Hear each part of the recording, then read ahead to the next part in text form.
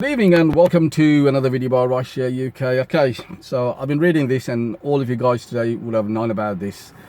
End of 2019, end of this year, in 6 months time, Leeds and Birmingham would have seen the introduction of the clean air zone, which would have seen millions of pounds actually rolling into the council's kitty.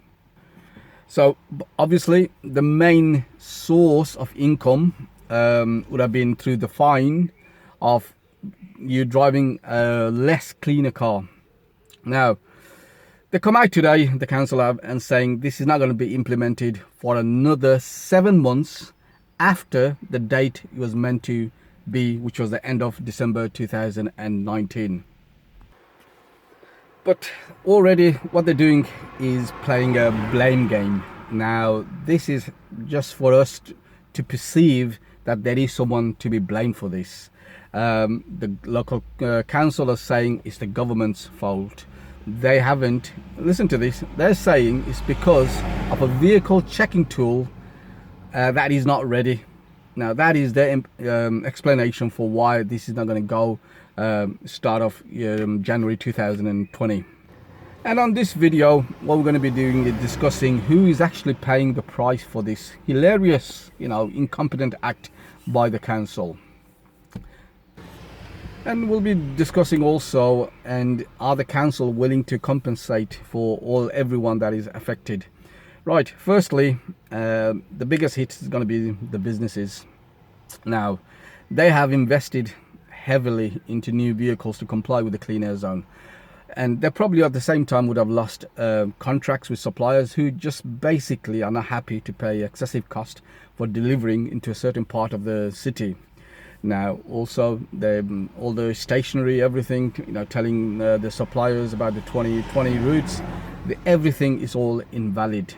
Now so they've taken a real heavy hit, and some of them have even relocated and paid a higher premium to fit in within that date, to get out of that, get out of the city before it takes effect. Now if they were to known that the council was going to be delaying everything by 7 months, they would have actually gone, and they would have had more time to actually find better location and even save a lot of money, because some of these have actually paid a heavy premium to get into a place before the actual date. So all these business that have been affected by this, they need to take the councils to court. And the decision for them to be delaying it by 7 months. Now, so also you got the same time you got the private hire industry and the black cabs. Now, what you got now is drivers who have plated vehicles that are about to run out. For instance, now you got 6 months till this date takes, the clean air zone comes into effect. Drivers would have had replaced their vehicles now into newer vehicles. Now, if they knew that it was going to be July 2020, these drivers in today's time right now would have actually had 1 year where they could have replated. And these cars which comply with the clean air zone, they are not cheap cars, so a lot of the drivers who have bought new cars knowing that their old cars would have run out by end of this year, would have invested money into newer cars, and these cars are really, really expensive. You're looking at minimum of £15,000. Now, firstly, obviously they would have had 6 months extra to play around with, and 1 year which their car needed to be replated. On top of that, these guys have pocketed money out of their own pocket to buy new cars. And I suppose the last out of all of them is it's a sad case really, because if you actually went to this council's meeting, one of the things it's like, I call it a unique selling point. One of the things they do is actually bring out all these charts and graphs at these meetings, and one of the sad things they show is actually the amount of people that actually die every year because of this emission and everything that's been that's been given out by cars.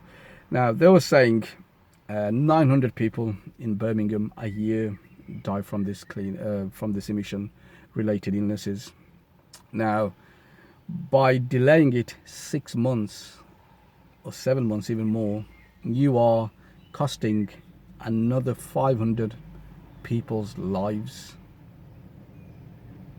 You know, how much is 500 people's lives worth?